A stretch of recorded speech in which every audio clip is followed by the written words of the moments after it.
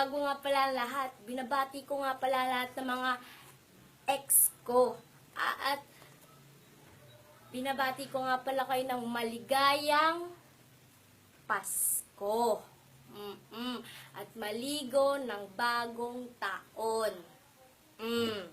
Acceleration. Mas madaling pag-aralan ang gravity kaysa sa acceleration. In short, or in other words, mas madaling ma-fall kaysa mag-move on. Paano maka-move on? Huwag kang tanong ng tanong. Kasi alam mo naman ang sagot, di ba? Di mo lang kayang tanggapin. Accept the fact.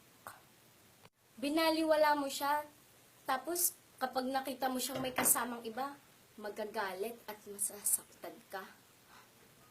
Tanga ka ba? Sakit kasi totoo.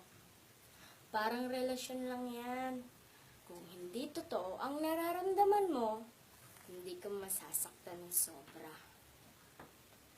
Magsasawaan ka din yan. Sa simula lang yan sweet.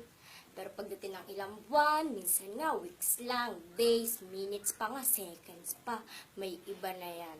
Hindi magsiselos kung walang pagseselosan. Malandi ka kasi. Wala eh. Mahal ko eh. Yan tayo eh. Ayan ka na naman sa katwir mong baloktot.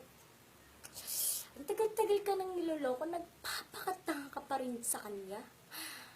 Gosh. Sana magising ka sa katotohanan.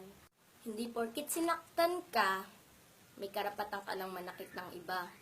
Hindi ka pwedeng mag-revenge dahil sinaktan ka ng lalaki or ng babae. Sasaktan mo na rin silang lahat. Wala ka bang puso?